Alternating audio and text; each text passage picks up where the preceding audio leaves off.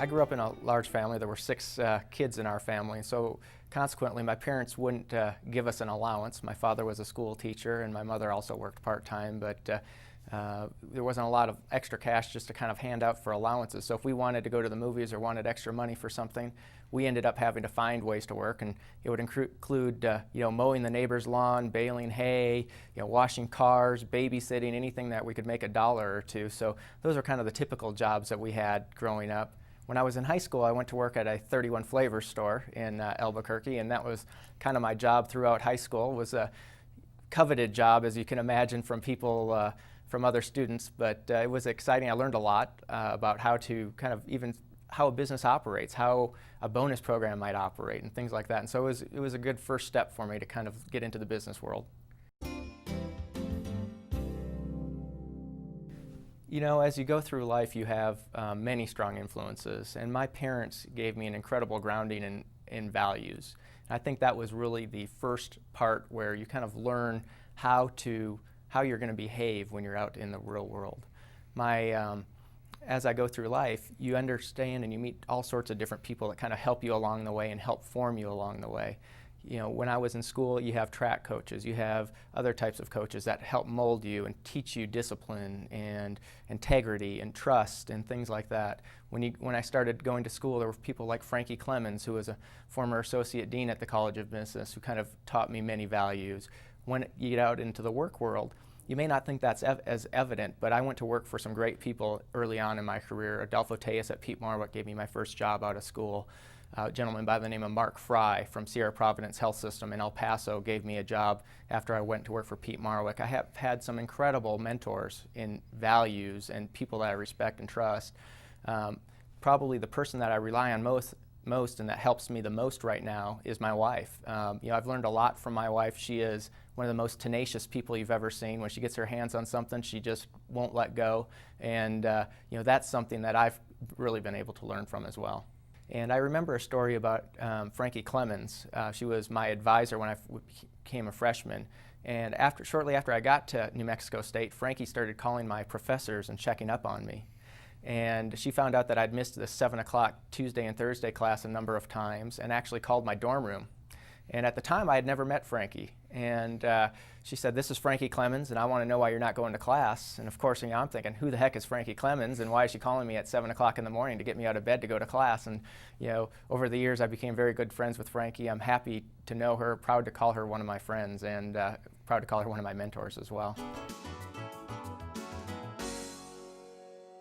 Lucinda and I met while we were attending New Mexico State University. I had a fantastic job as a freshman where I was able to take pictures of the incoming students.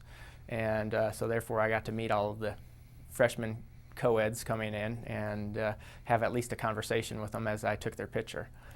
Lucinda came in to pick up her student ID, and her future sister-in-law also worked in the same office, and so Lucinda and who's now my sister-in-law, Irma, struck up a conversation. And so after Lucinda left, I asked Irma for her name and her phone number and tried to get as much information I could. And of course, Irma wouldn't pass that along to me. And so I finally got her name and her last name and called her out of the phone book. Unfortunately, I didn't have her father's name, and so I had to call a number of Hawkuses, which is a relatively common name in Las Cruces, before I got to the right one.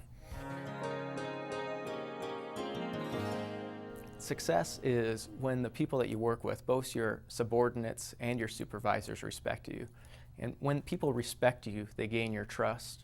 When you're trusted, you can take on difficult tasks, you can move an organization, you can do so many different things.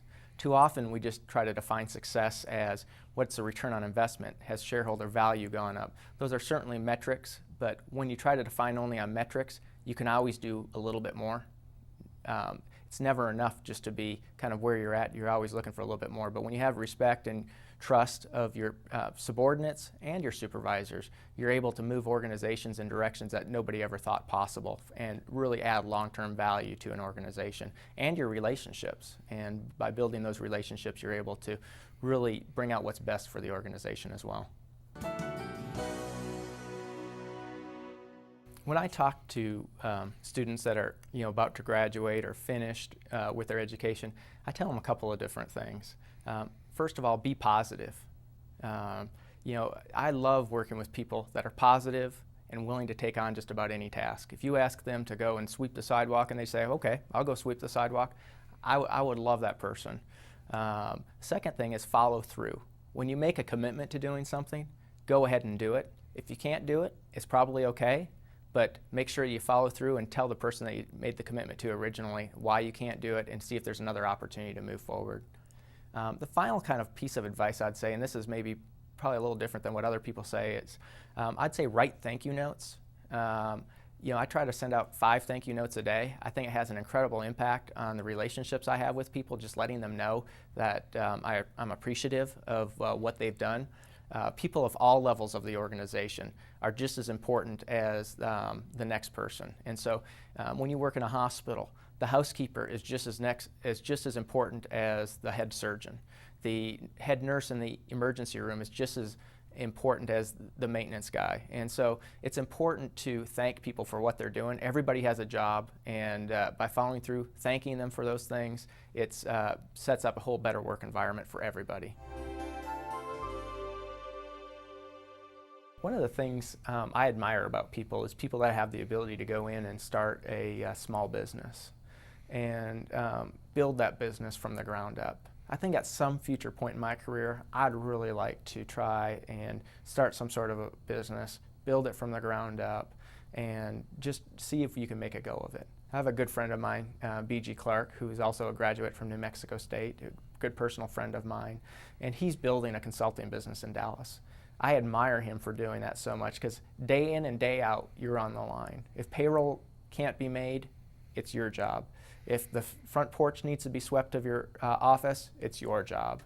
And I really admire that about him, being able to take that on. And when I see him, I'm so impressed with what he is building. It's an exciting thing. I think that would be something that I would like to try at some future point in my career. When Dean Carruthers called me and told me about the Hall of Fame, I was absolutely flabbergasted. There were probably 30 seconds on the other end of the phone where I didn't talk, and I know he was wondering what the heck I was thinking, and just so appreciative of that honor. When you go down, and I've sat at so many of those Hall of Fame dinners with Laura Conniff, Adolfo Tejas, Paul Buchel, Everett Crawford. I mean, these are people that have shaped business in New Mexico and West Texas and our region for so many years, and to be put in any sort of bucket with them is frankly humbling. Adolfo Tejas gave me my first start at Peat Marwick, and so to be able to sit at a table with him along those lines is an incredible honor. When you think about how I got here, I'm appreciative for all the support my wife has given me. She's given me incredible support. This honor is just as much hers as it is mine. There's no way I would have been as successful without her by my side. I'm proud to have gone to New Mexico State University. I would put my education up against any education, any school in the country. And I first became aware of this when I had the opportunity as a senior to go to a national Beta Alpha Psi competition at Ohio State University. And Ohio State, in accounting terms, is known as one of the top accounting schools in the country. And when the students that were with me and I were at this competition, we could compete on any level with any university there. And what I found is that the professors at NMSU are very helpful. They're interested in seeing you succeed. They're not here just for a big paycheck. They're here to see the students succeed. They want to see success, and they want to stay in touch with you. I have relationships with many of the professors still here at NMSU. I'm proud to do so, and I'm very proud to be from New Mexico State. My wife has 3 degrees from here. I think she would say the exact same thing that I would say. I only have 1, so obviously I'm not quite as smart as she is, but we are very proud to be Aggies from New Mexico State.